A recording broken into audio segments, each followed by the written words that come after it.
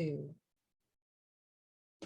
Good evening and welcome to the Voice of Many podcast show with Yolanda and Vanessa, my great co-hosts next door here. We want to bring to you this afternoon a doctor, who has actually shown that you do not have to stay in your current condition. You have the ability, you have the potential to do so much more with what you have. And when you think you have just a little, you really have a lot. And to help go even deeper, I am going to let Miss Dr. Amanda Barrientez take it from here. But she's going to drive home how she was able to go from food stamps to six figures. Welcome, Amanda. Hey, thanks for having me on. I love getting to go on a show with more than one person. It's so much fun, the conversations we get to have. Oh, yeah. Oh, yeah. Yes. So if you will tell our listeners and our audience a little bit about yourself and just how you did go from food stamps to six figures. Yeah, I always think back to a particular moment where I was laying on the floor of my basement crying, and it was an intense day where I had spent the day looking in Craigslist. It was a time of, like, most people found houses in Craigslist. And so I was, I had left my 15-year marriage having an affair, and my next relationship wasn't working out. So my boyfriend had moved out of the house and the basement was empty. And so here I am looking at this empty basement and just crying because I had spent the day looking for new places to move to and I couldn't afford anything. I had 3 kids and I was in grad school, and, I'm sitting on the floor thinking, what is the problem? What is the common denominator here? And I realized it was me.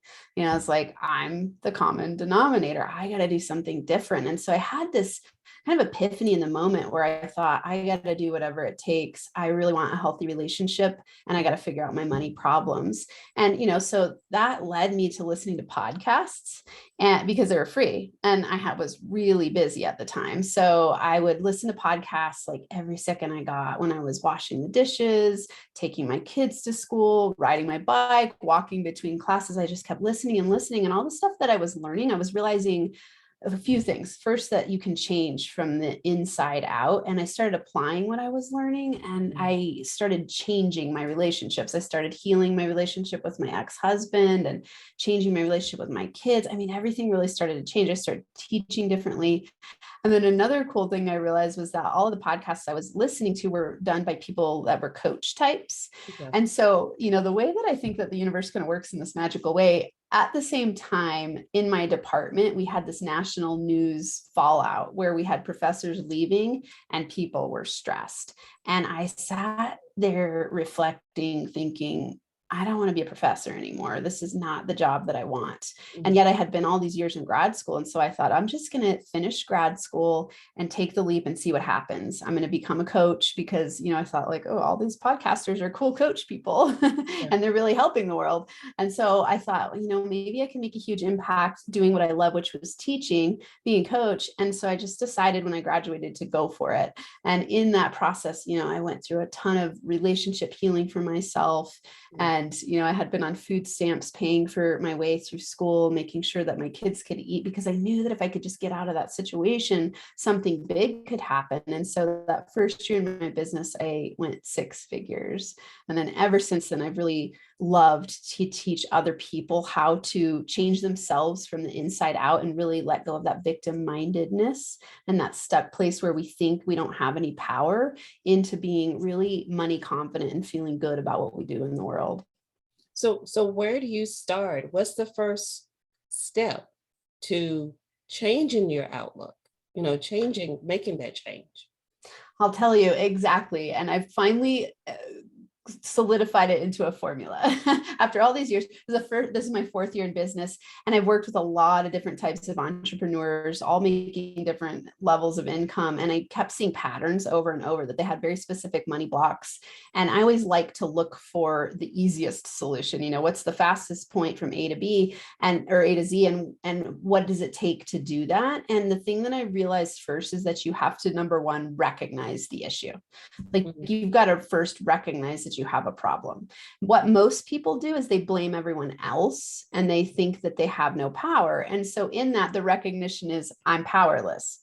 So instead, you've got to recognize, I'm the center of what I'm creating, and I actually have power to change it when I choose to.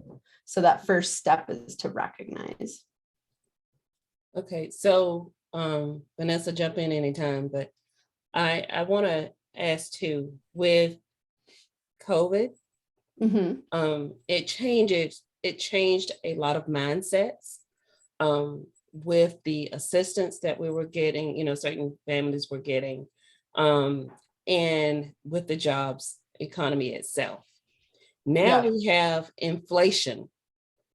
There's always an upside and a downside. So now we're on the upside as far as the finance part.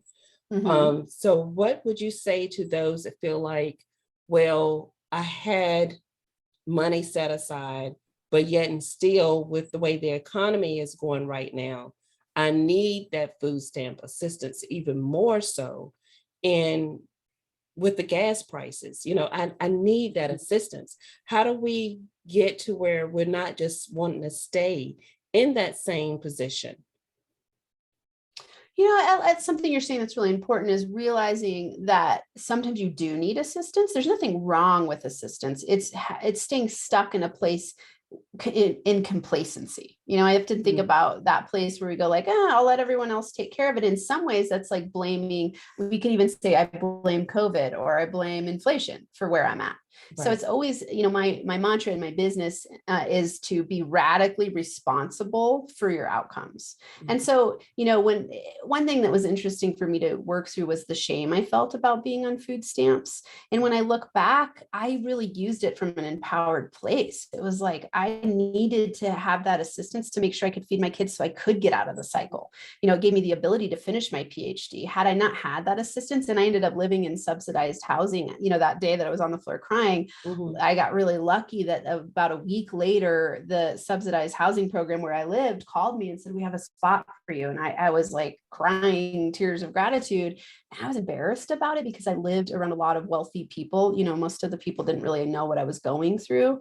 And yet I did it anyway, because I knew I've got to get a leg up so that I can get out of this situation. And so there's always a place and a time for assistance. I think that sometimes assistance gets a bad rap, and especially single moms, it's like a welfare mom or something like that. Right. That idea there is, sure. If you're complacently living off of the system and not doing anything to change your reality, that's a totally different mindset than going, okay, I'm going to use this as a way to empower myself to do something different. So if people are stuck in that place, it's time to assess, am I being, quote unquote, lazy and blaming other people for my reality, or am I taking charge and using it to my benefit so that I can have the upside on the other side of it? That's true. Vanessa. I was just going to ask, as a mother, how do you get yourself out of that mindset of enough is enough and I've got to change, and fighting to get to that change, even with dealing with, the kids and everything else that you're dealing with? Because I know a lot of people just stay in that, well, enough is enough, but I don't have enough willpower to get to where I need to get to. Yeah, I think every situation is going to be very unique, and it depends on what kind of support systems you have outside of you. And something for people to realize is that there is always support. I think the hard part is that when you get stuck in that victim-minded place and you think that you're hopeless at the bottom and there's no ways to empower yourself, you get overwhelmed by the cycle of even that thought. and you start to feel this sense of hopelessness. And so, I'd say for people in that position, you've got to start to choose to empower yourself. I always tell people your outer world is a reflection of your inner world. So if you don't like what you're getting on the outside, you've got to transform what's within. What that means is that you've got to decide, okay, there are options for me to start to learn different things, which opens the door of opportunity in ways that you could never foresee. So for example, in my situation, I was pretty maxed in time, and I was already working 2 jobs. I was working as a graduate assistant instructor. I was going to grad school full time. I had my 3 kids, carpooling them everywhere and taking them everywhere. And then I also had an additional research job. So I was like maxed in my time. And yet I still decided in my spare time, I'm going to learn everything I can about money mindset and learning how to empower myself. And it worked. And I started saving $20 a week. That was it. Like, I just was like, I got to do something different. So I started to develop wealth building habits. And what that turned into was I had an investment fund that then had a 700x return. And I opened the doors of opportunity for myself by taking little, tiny, small, incremental steps that over time led to huge results. Wow. Wow. Just the fact that you talked about the stocks, I mean, taking that little step, they're really, from Vanessa and I, because we got into the stocks a little bit ourselves, women are not as powerful in stocks as we need to be. And I think a lot of that is because of the lingo, and men use the lingo to their advantage. And it becomes a disadvantage to us because we don't understand what they're saying. But now is the time to really, now is the time to really buy, because once it hits that bottom, it's going to bounce right back up. And to be able to just take $25, you can do it right now. You can do a lot with $25, but where to put that $25? So if you don't mind, just give a little scoop on that, how you made that transition. Yeah, I love everything you're saying, because I so agree with you. So my PhD is in sociology, and I focused on gender. So I know a lot about gender and thinking about money and gender, and it's powerful stuff. Like, from a young age, girls and women are conditioned not to think in those ways. In a lot of different cultures, a lot of different places, it's like, money is a man's thing. And I know that isn't always the case, but it's time for women to step up and be financial powerhouses. Yes, it is. And that for me was one of the biggest gifts of what I experienced, was that, I realized, no one's coming to save me.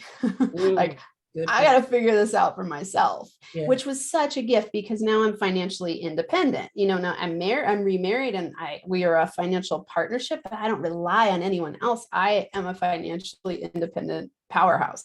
I don't need anyone, and I don't have to make my decisions based on money. And that's huge freedom. It's very scary and overwhelming to make your decisions based on money all the time. And I think of it as like survival mode versus thrival mode. In survival mode, you're like, how am I going to survive? And I'll do almost anything I need to do to survive.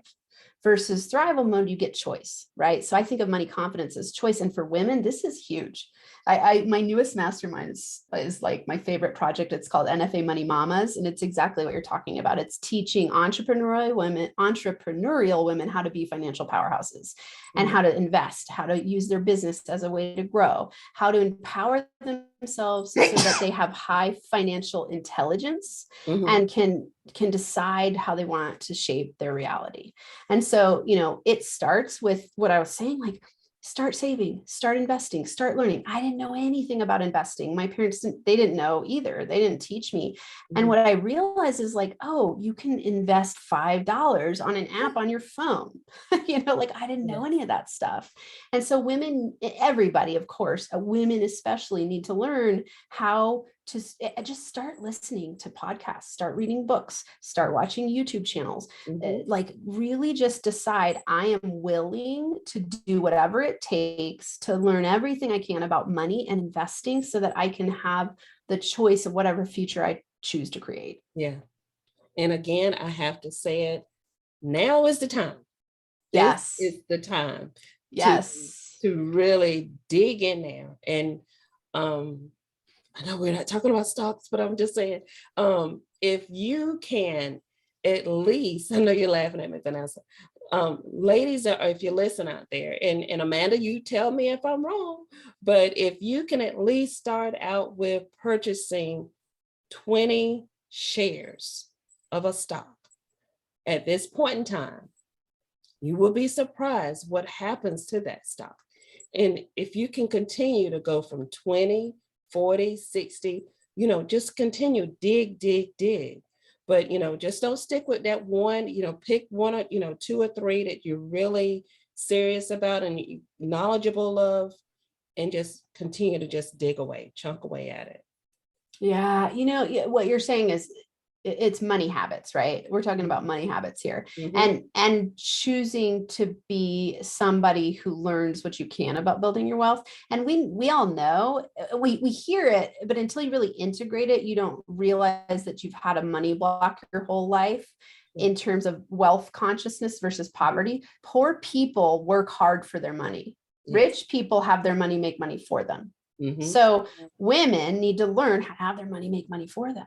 Right? Like, how do we learn how to go like, oh, yay. I was really fun. I was in the car with my stepson one day and he was like, oh, so it's like your money is your employee. I was like, yes, you got it. It's like have your money be your employee and make money for you. And then and when you do that over time, you build your wealth strategically, and it's amazing what you can pull off very quickly. Yeah. I mean, I also I teach money mindset and manifestation, and in manifestation, it's 3 steps, really simple. I mean, when I say it's simple, it's a simple 3-step process. People get stuck in a lot of these steps, but let's say 3 steps. You have certainty of what you want. Number 2, you take steps in the direction of what you want. So you take action. And number 3, you trust the universe to take care of the house. I'll tell you exactly how this happened for me in my manifestation of more money was that I set certainty. I'm tired of being poor. I'm tired of being stuck. I'm tired of relying on crappy relationships for my money survival. And so I decided I'm willing to do whatever it takes to learn how to make money and how to have my money make money for me. And so I started listening to everything I could. So number 2, I took action in the direction. Number 3, I started having these opening the doors to learn. I was like, oh my God, all of a sudden I started networking with investors and people I didn't even know existed, opportunities I didn't even know existed. And it just keeps happening more and more and more for me to where, like I was saying, I learned how to invest in stocks. I had a 700% return. And then I took that money and reinvested it. And then I just keep reinvesting. And then I keep learning from better and better teachers. And I network with wealthy people. And it all started from that one thought and taking action by listening to podcasts. Yeah. That was it. So anyone here that's listening can do that. It's so true. So true. So true. Anything else you want to ask, Vanessa? I mean, this is what it's all about. She makes a lot of sense. If you want to change your situation, it's really easy. It's just a matter of putting your mind to it and doing the action. Yeah. Decision, right? Decision and decision and certainty plus action equal inevitable success. Knowledge is power. Yeah. No, and I always like to say knowledge in action is power. Because you can sit and learn. A lot of people use learning as a procrastination avoidance strategy where they learn, and then don't implement. And so learning won't do anything for you unless you actually apply it. So you've got to do the action part. It's so true. So true. That is true. Yes. Got me there. Yes. Well, Amanda, it's been such a wonderful time having you, and with you sharing this knowledge, I hope it also helps someone else. Me too. That is always my quest.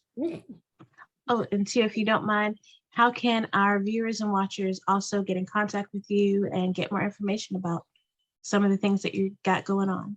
Yeah, go to NFAmoney.com. So I'm on YouTube, NFA Money, Instagram, NFA Money. My website is NFA Money. If they resonated with what we talked about here and they're interested in the NFA Money Mama Mastermind, they could go to NFAmoneymamas.com. And it's all on my website. So if they go there, if they want free resources, I release right now, I'm onboarding a new YouTube person. So we slowed down, but typically we release 3 to 5 YouTube videos a week.